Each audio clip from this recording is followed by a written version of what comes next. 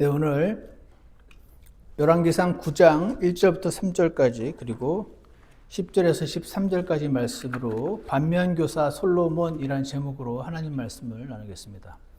오늘 본문을 보시면 솔로몬이 등장을 합니다.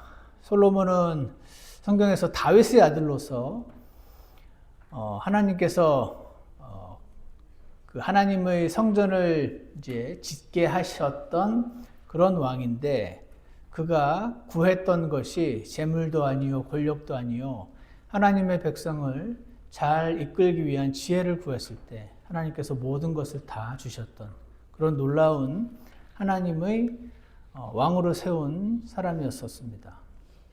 그런데 여러분이도 아시겠지만 이 사람이 후에 완전히 배교해서 하나님이 아닌 우상을 온전히 숭배하며 완전히 변질된 그런 모습을 보여주고 있는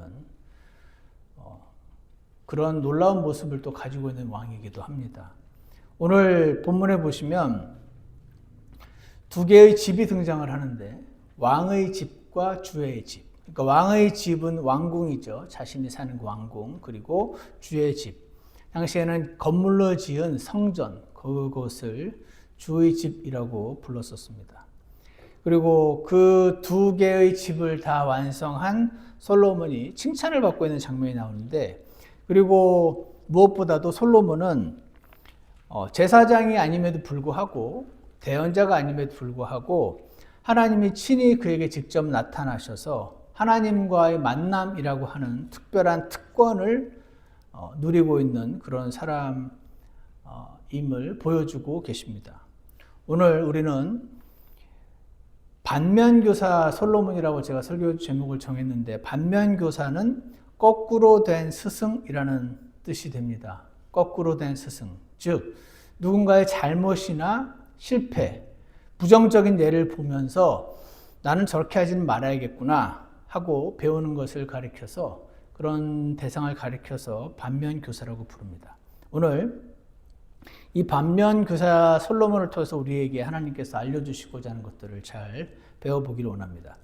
열왕기상 9장 1절부터 3절에 보시면은 솔로몬이 주의 집과 왕의 집 건축하기를 마치고, 여기 있죠. 주의 집, 왕의 집, 성전과 자신의 왕궁을 건축하기를 마쳤습니다.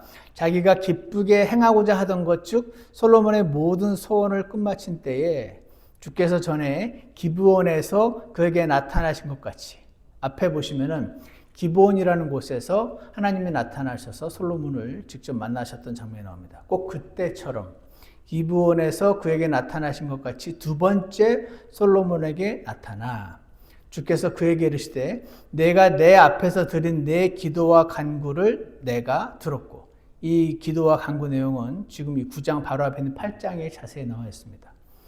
내가 건축한 이 집에 거기에 내 이름을 영원히 두려고 그것을 거룩하게 구분하였은즉, 거룩하게 구분하였다는 것은 이렇게 특별한 것으로 삼았다는 뜻입니다. 이 성전은 매우 특별한 장소다라고 그렇게 구분하였은즉 내 눈과 내 마음을 영구히 거기에 두리라. 여기에 보시면은요, 솔로몬은요 하나님을 사랑했던 사람이구나 하는 것을 볼 수가 있습니다. 하나님을 사랑했던 사람이기도 하고 동시에 하나님께서 무척 사랑해 주신 사람인 것을 보게 됩니다. 솔로몬이 하나님을 사랑하는 마음은 밖으로 표현이 되었습니다. 그것은 성전을 건축하는 일로 표현이 되었었습니다. 원래 참된 사랑은 마음속에만 있지 않고 밖으로 이렇게 삐져나오게 되어 있습니다. 마음에 가득한 것이 입으로 나온다는 성경 말씀도 있습니다. 마태복음 12장 34절에는 오 독사들의 세대야, 너희가 악하니 어찌 선한 것들을 말할 수 있겠느냐. 입은 마음에 가득한 것을 말하느니라. 하나님은 마음에 가득한 것은 입으로 이렇게 뿜어져 나오게 되어 있다라고 말씀하시고, 누가복음 6장 44절에서 모든 나무는 그것의 열매로 아나니 라는 말씀이 나옵니다. 우리는 그 나무에 사과가 달렸네? 사과나무구나. 포도가 달렸네? 포도나무구나. 모든 나무는 그것을 열매로 알지 않습니까?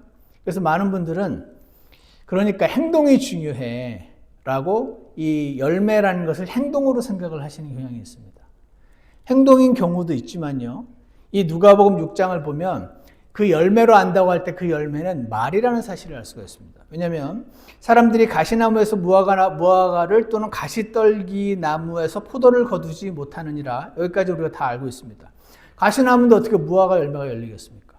무화과 열매가 열렸으면 무화과 나무고 가시가 열렸으면 가시나무 아니겠습니까? 45절에 보시면 선한 사람은 자기 마음의 선한 보고에서 선한 것을 내고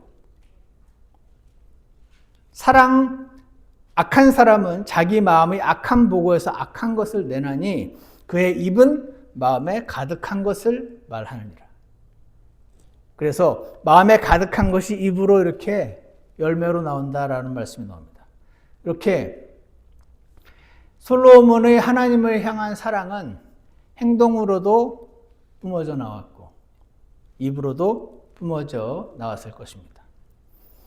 보통 사람들도 이런 말을 표현을 합니다. 사랑은 재채기 같아서 숨길 수가 없다. 들어보셨습니까? 제가 학교 다닐 때 제가 이제 제가 합창단이라는 클럽을 소속되어 있었는데 그 남학생들과 여학생들이 굉장히 많았습니다. 근데 제 눈에는 다 보입니다. 아, 둘이 사귀기 시작했구나. 아, 헤어졌나 보네. 그 행동과 말과 표정이 에서 이 뿜어져 나오는 것이 다른 것을 보게 됩니다. 송곳을 주머니에 넣으면 밖으로 삐져나온다는 표현도 합니다. 솔로몬의 이 하나님 사랑은 성전을 건축하는 것으로 그래서 드러난 것 같습니다. 그는 성전이란 하나님께 예배를 드리는 장소잖아요. 하나님을 만나는 장소입니다.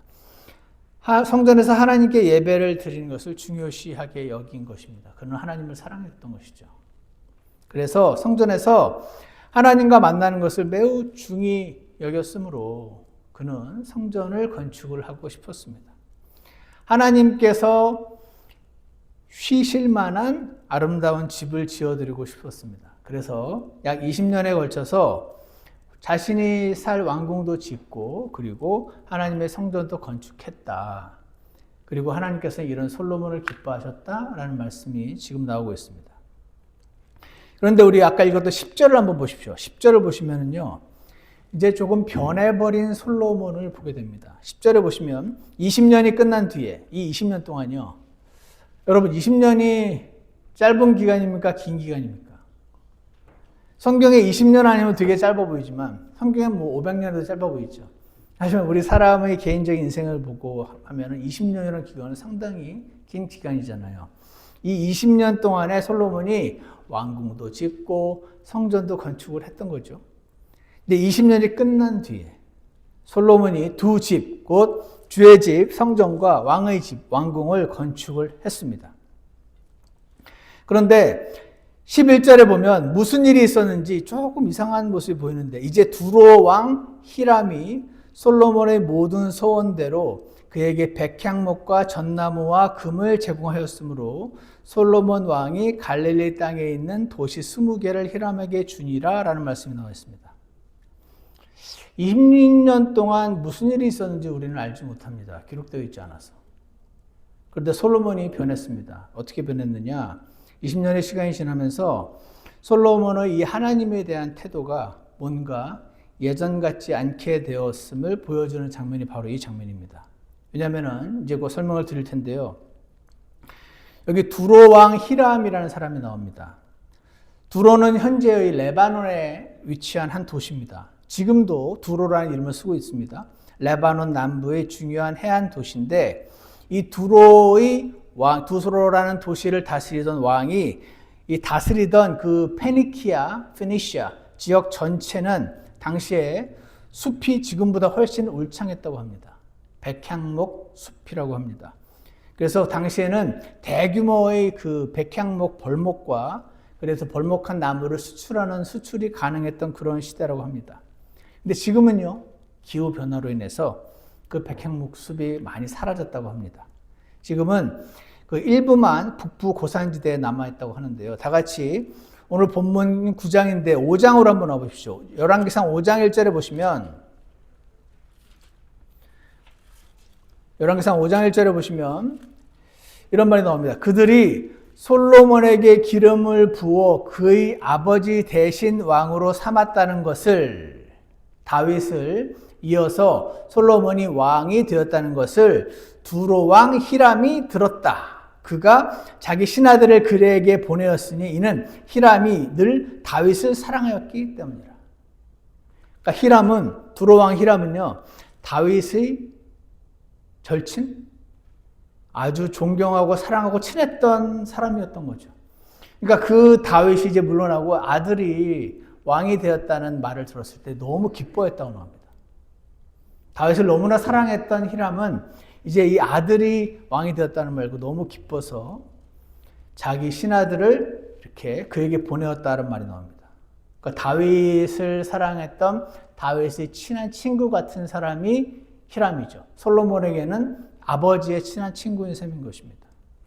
근데 5장 12절을 보십시오. 5장 12절을 보시면 주께서 솔로몬에게 약속하신 대로 그에게 지혜를 주심에 히람과 솔로몬 사이에 화평이 있었고, 아시다시피 솔로몬은 하나님께 지혜를 구했었습니다. 지혜를 구했더니 지혜가 알려줬겠죠.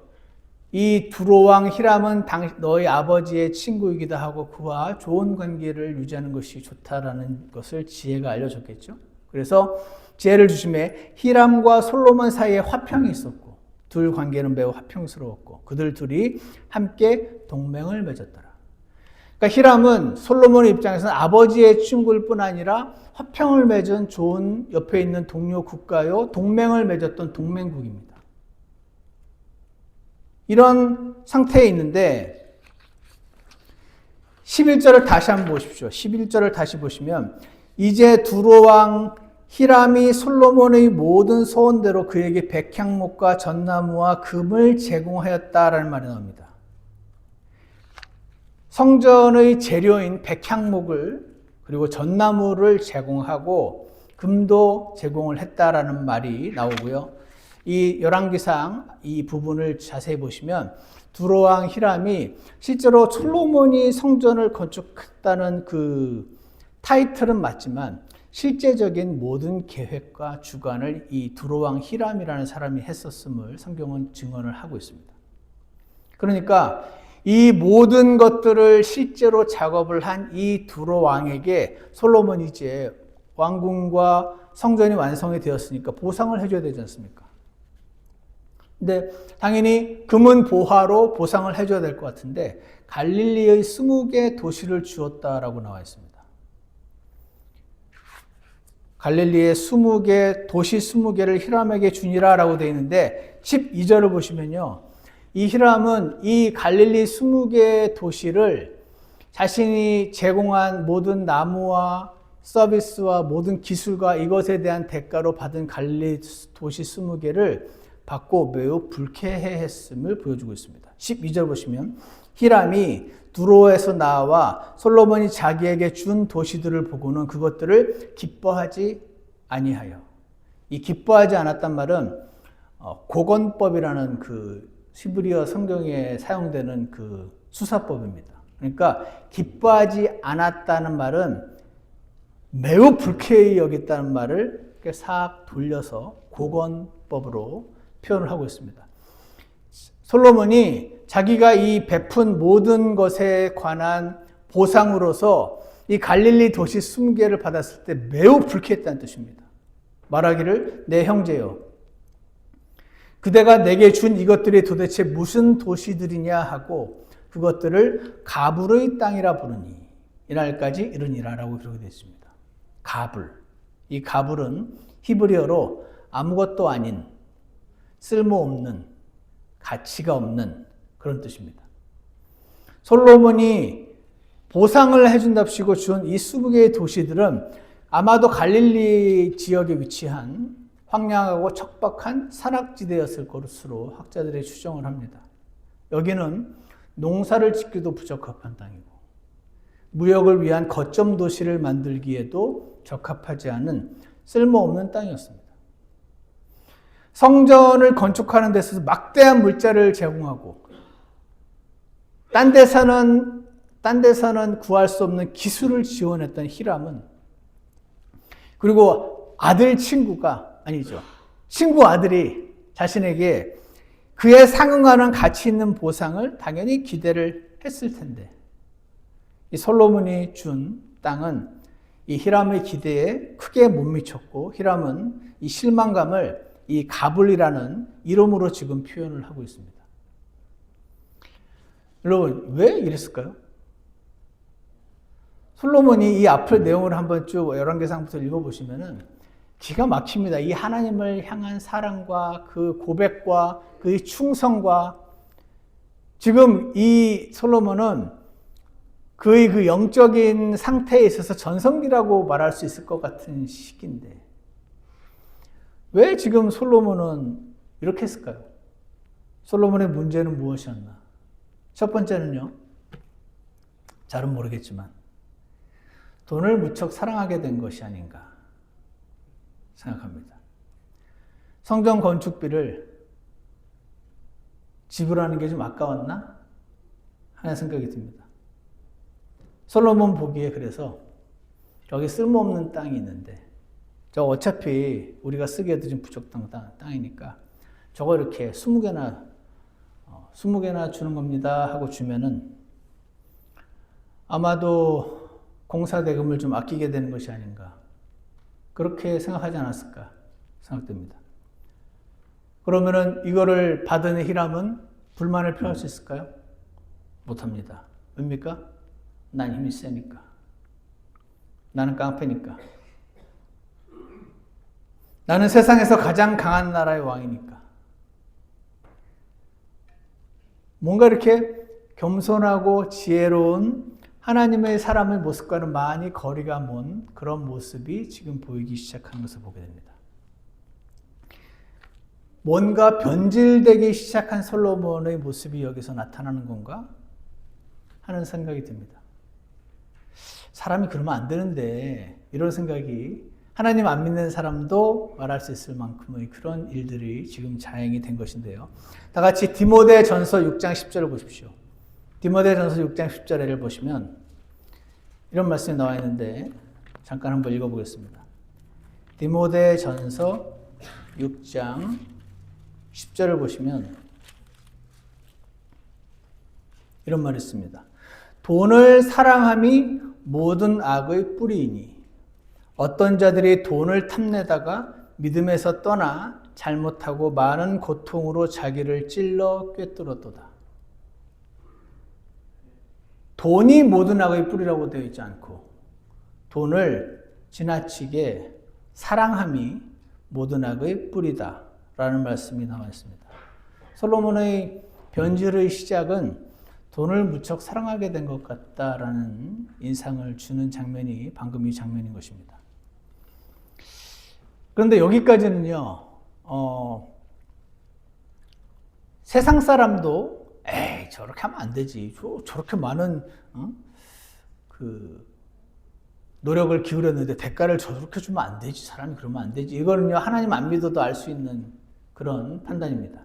두 번째 솔로몬의 문제는요, 그가 언제부터인지 모르겠는데 하나님 말씀을 두려워할 줄 모르네 하는 것을 보게 됩니다.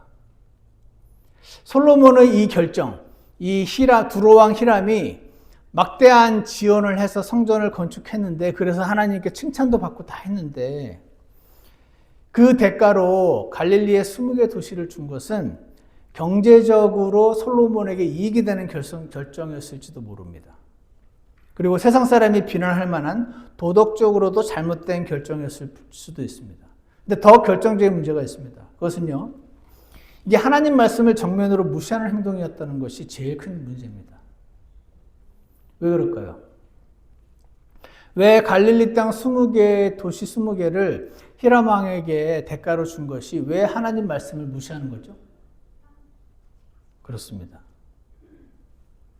레위기 25장 23절에 제가 읽어드리겠습니다. 땅을 영원히 팔 수 없느니, 여기서 말하는 땅은 하나님께서 이스라엘에게 주신 그 가나안 땅, 지금의 그 팔레스타인 땅, 거기입니다. 그 땅은 영원히 팔 수 없다. 내가 지금 너희들에게 주지만 이스라엘 사람들이 그 땅을 줬거든요. 근데 이 땅은 내 거야. 너희가 살 수 있게 빌려준 거야. 땅을 영원히 팔 수 없나니 땅은 내 것이니라. 하나님께서 이렇게 선언하셨습니다. 이 땅은 내 거야. 너희가 여기서 잘 살아야 돼. 함부로 남에게 주거나 버리거나 누구한테 보상으로 주거나 팔아먹거나 그럴 수 없어. 라고 지금 말씀하십니다. 너희는 나그네요.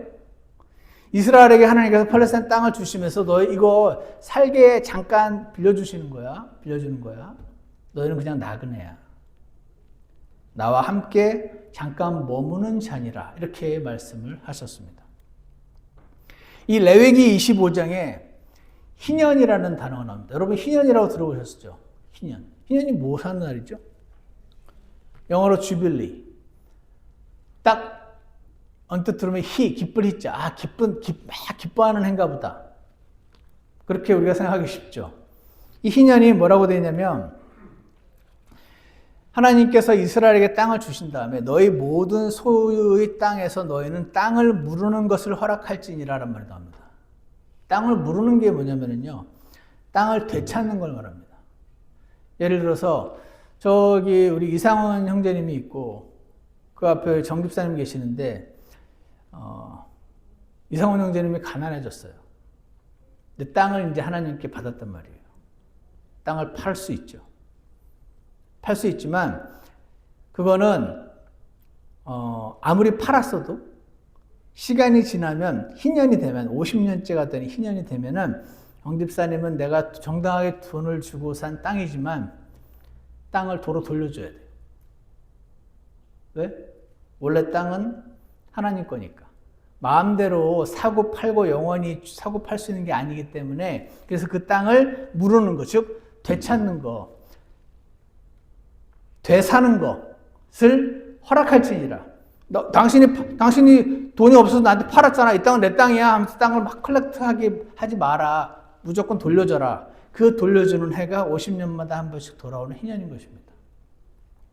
만일 내 형제가 가난하게 되어 자기 소유중 얼마를 팔았는데 그 신족 중 하나가 와서 그것을 물으려거든.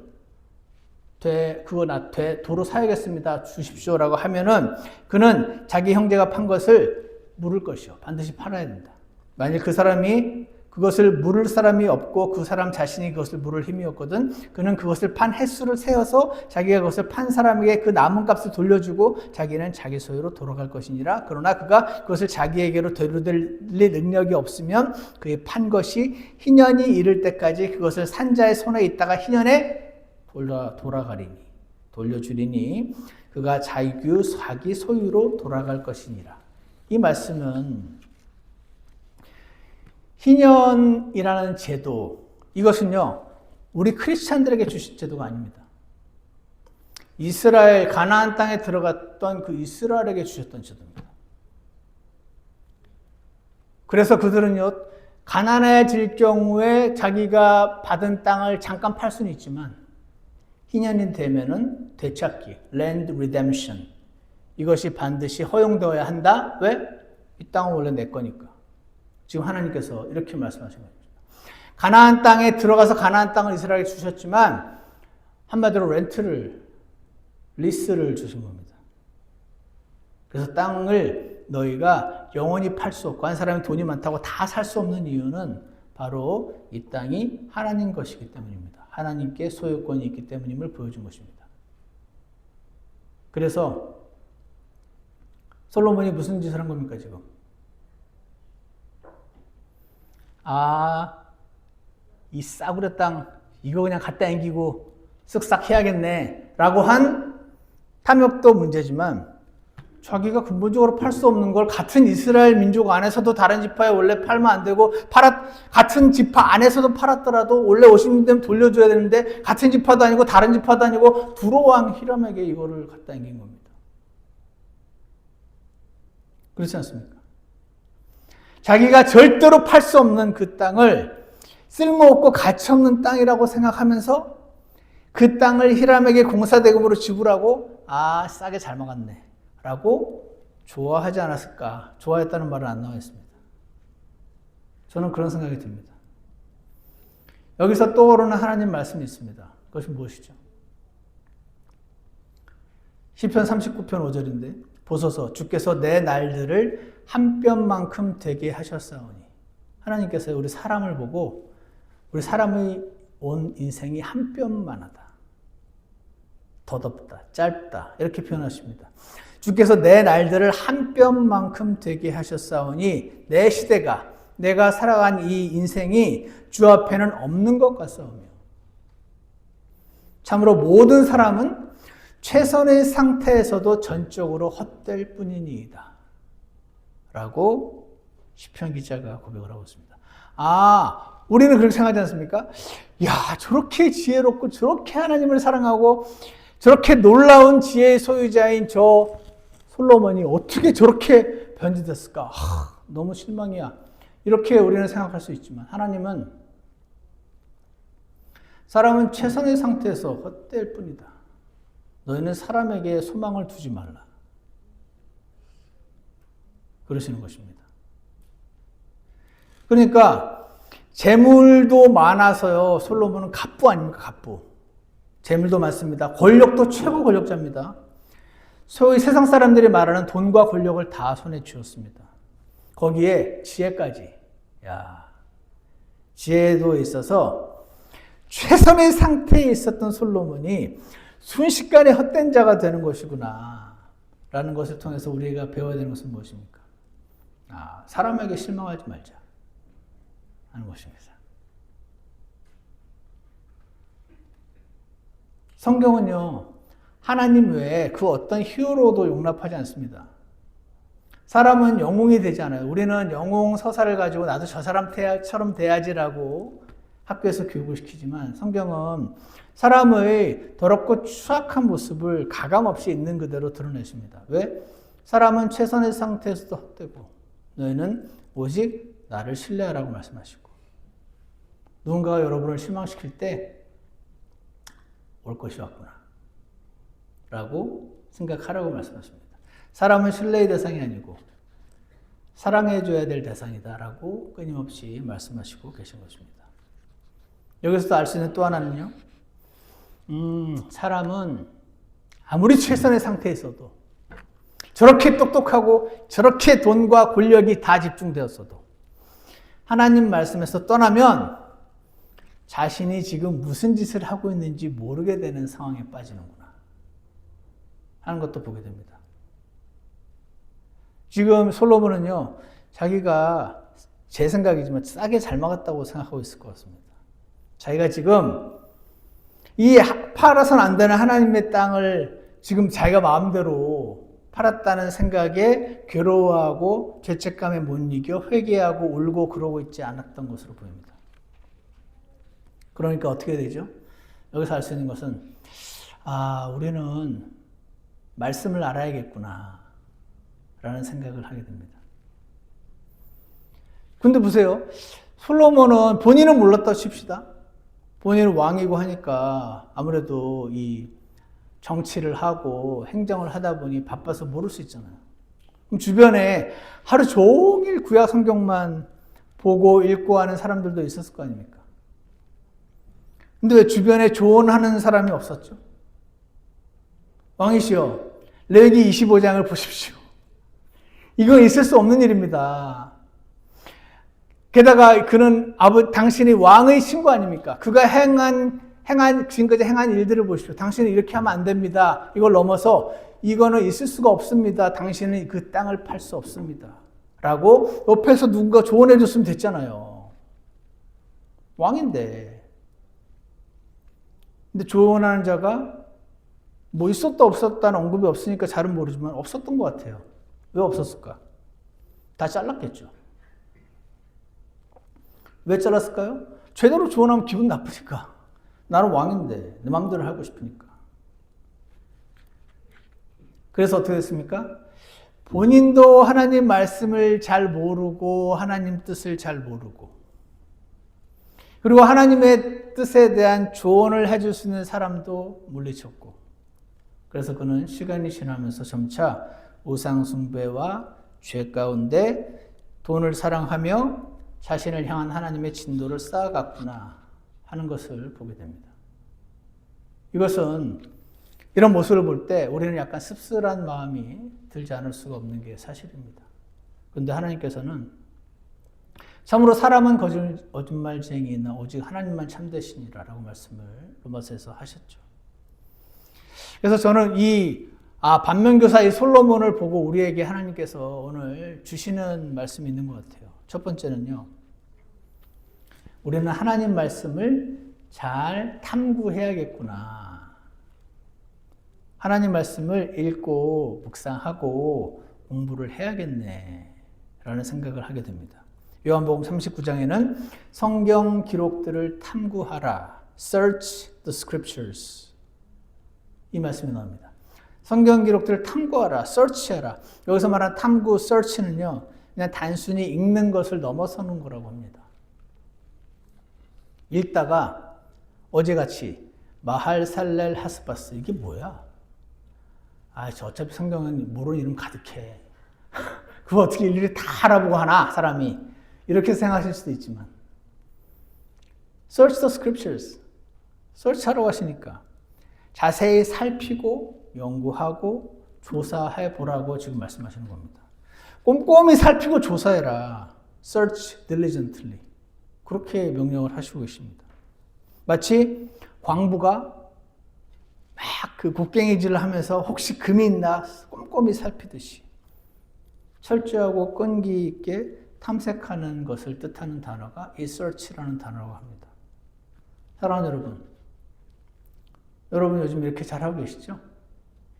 아침마다 에스겔에서 올라올 때 이렇게 하고 계시잖아요. 다 합니다. 시간이 없으실 때도 있으시죠? 하지만 오늘 반면교사 이 솔로몬을 통해서 주시는 주님의 음성을 들을 수 있는 귀 있는 자는 들을 게 있는 자는 들을지어다 라고 말씀하셨던 주님의 음성에 여러분이 반응하시기를 간절히 원합니다. 두 번째는요, 저는 이 생각을 했습니다. 솔로몬 옆에 본인은 바빴어도 좋은 자만 있었으면 좋지 않았을까? 좋은 자의 말을 귀 기울여야 한다라는 것을 우리에게 말씀해 주시는 것 같습니다. 자신이 어리석다고 느끼는 사람은요, 리스너가 됩니다. 왜입니까? 난 어리석으니까, 난 잘 모르겠으니까, 뭐 어떻게 해야 되는 건지 듣는 겁니다. 계속 듣습니다. 리스너. 어리석은 자라고 생각하는 겸손한 사람은 리스너가 됩니다. 반대는 터커가 되기가 쉽습니다. 잠언 24장 6절에는 너는 지혜로운 조언으로 전쟁을 할지니라. 좋은 자가 많으면 안전하니라. 라는 말씀이 나옵니다. 여러분, 좋은 자를 많이 두시기 바랍니다. 좋은 자는 뭐냐면요, 말 그대로 조언하는 자입니다. 최종 결정은 누가 합니까? 내가 합니다. 많은 좋은 자에게 조언을 구하시고 최종 결정은 본인이 하신 겁니다. 나중에 당신이 이렇게 조언해서 내가 이렇게 됐어 망했습니다. 그렇게 하시면 안 됩니다. 왜냐하면 그들은 좋은 자고 내 인생에 대한 책임은 나에게 있기 때문에 내가 하나님 앞에 기도하고 내가 최종적으로 결정하는 겁니다. 예전에 한 목사님한테 어떤 분이 찾아가지고 목사님 때문에 내가 사업해서 망했다고. 내가 이 사업하려고 하는데 목사님 어떻게 생각하시냐 했더니 목사님이 기도해 보시니 마음이 평안하다 그래가지고 내가 그거 했다가 지금 이렇게 망했다고. 그런 분도 있었습니다. 실제로. 데살로니가전서 2장 13절에 보시면요, 이런 말씀이 있습니다. 이런 까닭에 우리가 또한 하나님께 끊임없이 감사를 드리면 너희가 우리에게서 들은 하나님의 말씀을 받을 때에 사도 바울과 일행이 사도들이 와서 데살로니가 교회에서 말씀을 전하는데 그들이 말씀을 받을 때 그것을 사람들의 말로 받지 아니하고 사람인 바울이 하는 말인데 사람의 말로 안 받고 바울을 통해서 주시는 뒤에 계신 하나님의 말씀으로 받았기 때문이니 진실로 그러하도다. 그 말씀이 또한 믿는 너희 안에서 효력 있게 일하느니라. 수많은 하나님 말씀이 전파되는데 왜 어떤 사람은 위로를 받고 어떤 사람은 깨달음을 얻고 어떤 사람은 변화가 되고 어떤 사람은 계속 나도 다 아는데 머리만 커지는 것인가? 그것은 그 말을 사람의 말로 받나 하나님 말씀으로 받나 그 차이에 있다라고 오늘 데살로니가전서 2장 13절에서는 말씀하고 계십니다. 히브리서 13장 17절에 이런 말씀도 있습니다. 너희를 다스리는 자들에게 순종하고 복종하라. 그들은 마치 자기가 회개에 보고할 자인 것 같이 너희 혼을 위해 깨어있나니 그들의 기쁨으로 그것을 하게 하고 근심으로 하게 하지 말라. 여러분과 저에게는 하나님께서 지역 교회를 주셨어요. 그리고 목회자와 그 리더십을 주셨습니다. 우리가 혼자서 하나님 말씀만 읽고 산속에 들어가서 하나님 말씀을 깊이 연구해도 온전한 하나님의 사람으로 설 수 없는 이유는 하나님께서는 진리의 말씀이신 성경과 진리의 기둥과 터인 지역 교회와 그리고 진리의 영이신 성령을 주셔서 이 세 가지가 다 필요하게 그렇게끔 사람을 디자인하셨기 때문이라고 저는 믿습니다. 그래서 설교자도 좋은 자에 해당되잖아요. 좋은 자의 설교에 귀 기울이시고 하나님 말씀으로 들으셔서 모든 유익을 다 취하시길 주 예수님 이름으로 축복합니다. 세 번째는요. 성령에 민감하라. 성령에 민감해야 되는 것 같습니다. 에베소서 4장 30절에서는 하나님의 거룩한 영을 슬프게 하지 말라. 그분으로 말미암아 너희가 구속의 날까지 봉인되었느니라 라는 말씀이 나옵니다. 하나님의 거룩한 영을 슬프게 하지 말라. 이게 무슨 말이죠? 자, 이 부분은요. 굉장히 주관적인 느낌입니다. 아까도 제가 말씀드렸죠. 어제 왠지 모르겠는데 기도를 많이 하고 모든 분들이 기도를 준비해서 그런지 말씀을 전하는데 뭐가 이렇게 성령님이 이렇게 임재하시는 느낌이 저는 개인적으로 받았습니다. 근데 어떤 때는요, 제가 예를 들어서 예전에도 말씀드렸는데 앞에 나와서 간증을 이제 한단 말이죠. 간증은 뭐냐면, 내가 아무리 보기에 이거는 하나님이 하신 것 같습니다. 그래서 하나님이 나 같은 이 별거 아닌 자에게 이런 것까지 알려주시고 이런 일을 행해 주셨습니다. 하나님을 자랑하는 시간이거든요. 그래서 제가 간증을 하면은 어떤 날은 마음이 충만해집니다. 이것도 저의 개인적인 느낌이잖아요.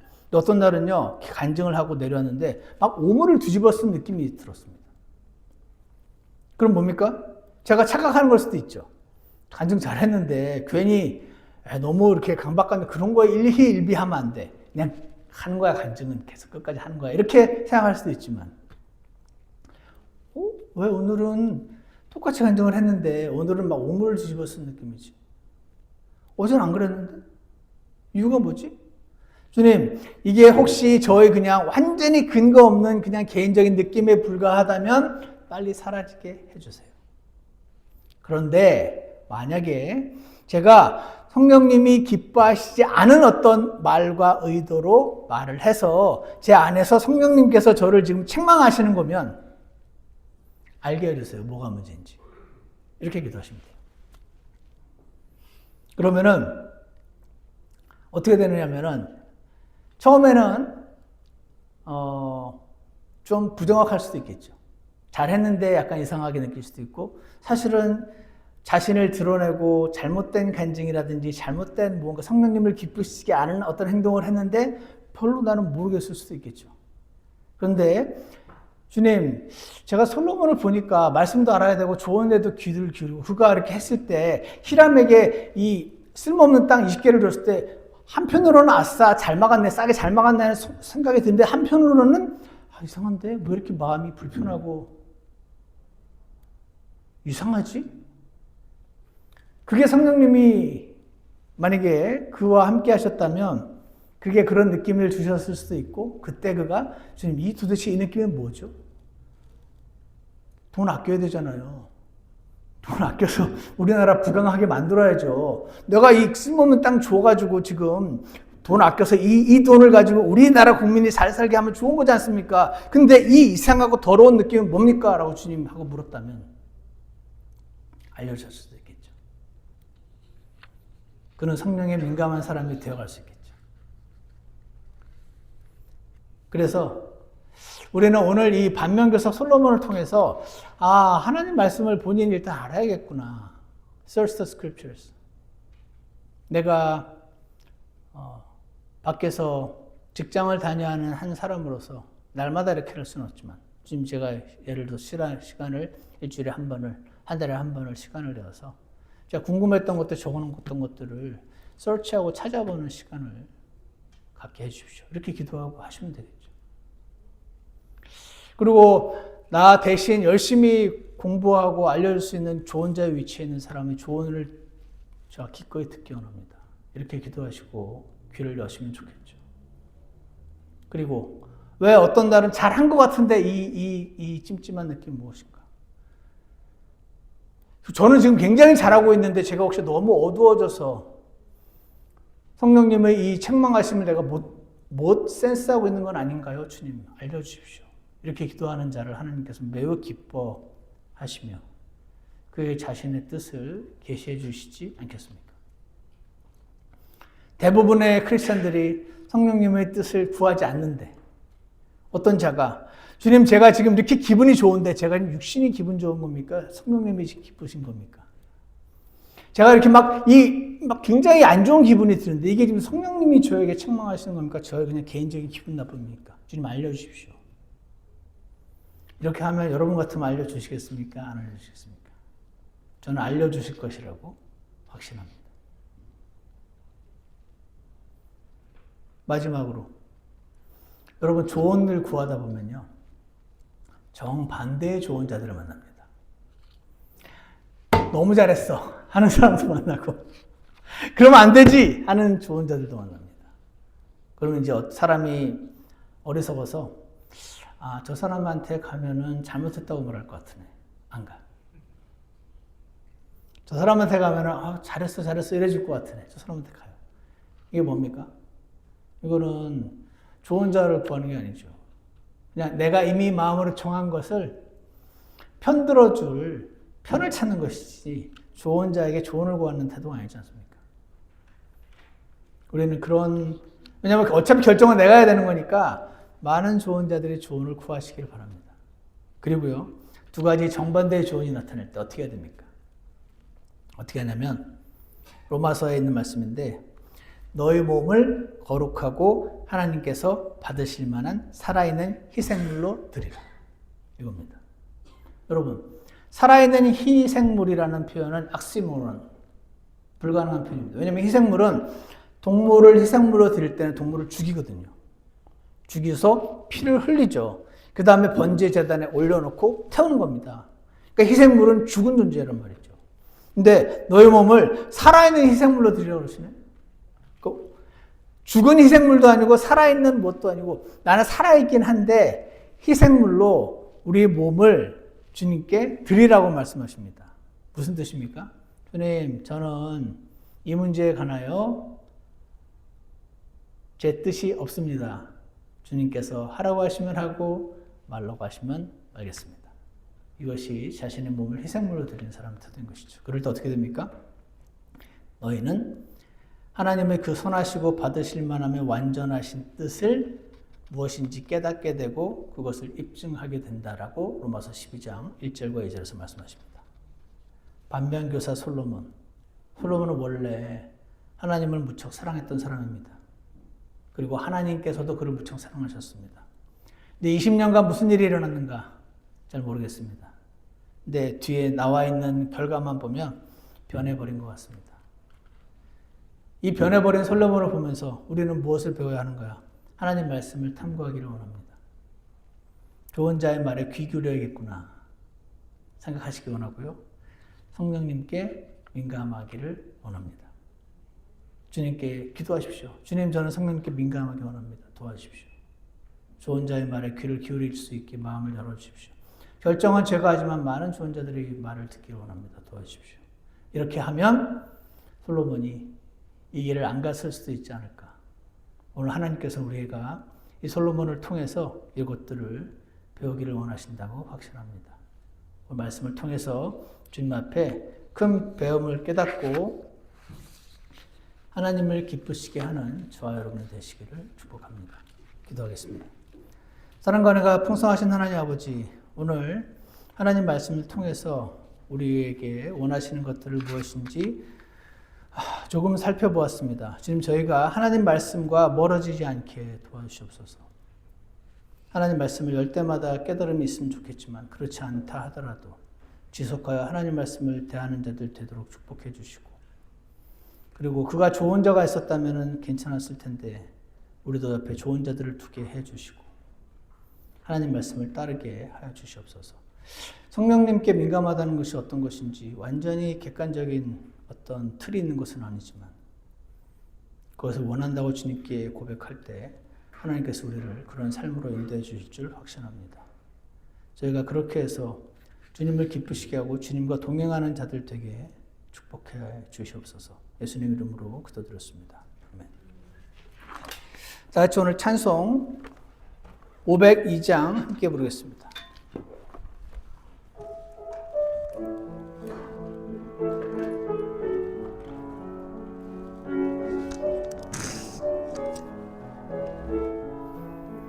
내 맘속엔 주님밖에 없네.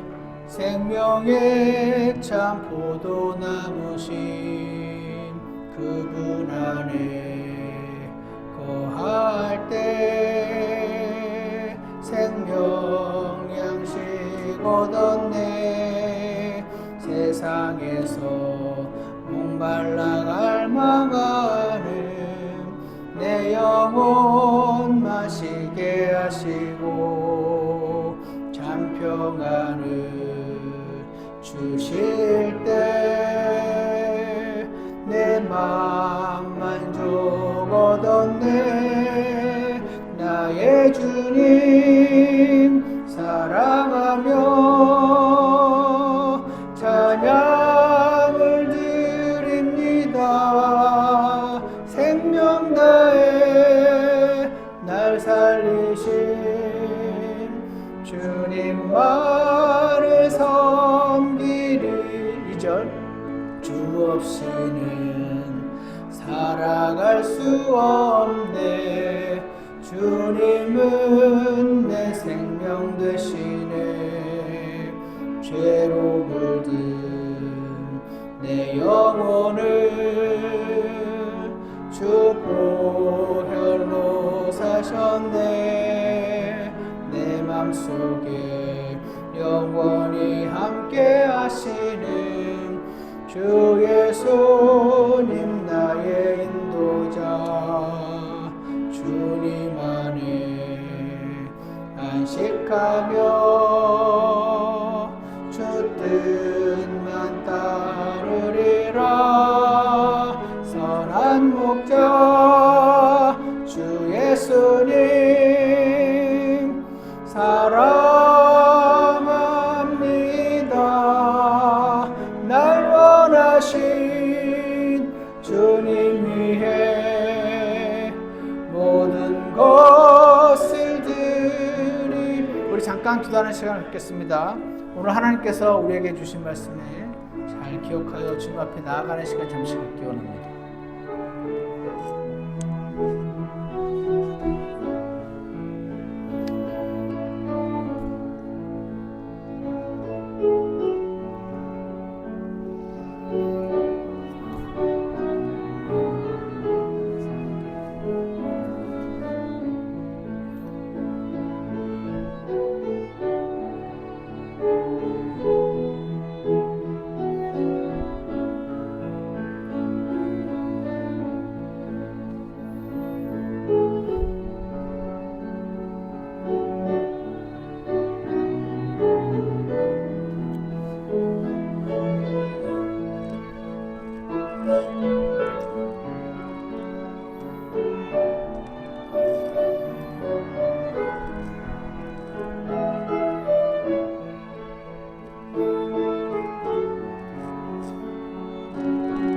기도가 끝난 분들은 함께 2절 부르겠습니다.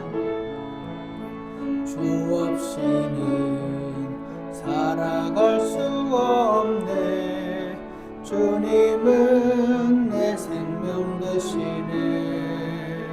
피로 물든 내 영혼을 주 보혈로 사셨네. 내 맘속에 영원히 함께 하시는 주 예수님 나의 인도자. 주님 안에 안식하며 주 뜻만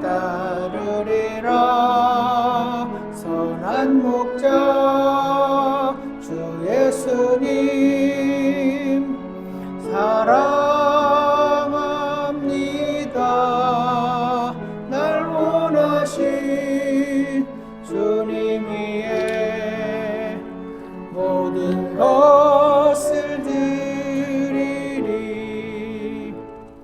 아멘. 하나님 아버지, 우리 모두 하나님을 사랑해서 이 믿음의 길을 시작했는데 저희가 주님 오실 때까지 이 믿음의 길 안에서 주님 앞에서 주님을 기뻐하시는 사람들로 발견될 수 있도록 저희를 지켜주시기를 간절히 원합니다. 솔로몬 같이 대단하고 훌륭한 사람이 중간에 저렇게 넘어질 수 있었다면 우리도 자신할 수 없음을 이 시간 다시 한번 고백합니다. 주님께서 은혜를 베풀어 주셔서 저희가 하나님 말씀을 잘 찾아보고 알아가는 사람들 되게 도와주시고 좋은 자의 말에 귀를 기울이며 성령께 민감하게 살아가는 자들 되게 도와주셔서 주님을 기쁘시게 하는 자로 주님 앞에 발견될 수 있도록 그렇게 축복하여 주시옵소서. 예수님 이름으로 기도드렸습니다. 아멘. 예배를 마치겠습니다.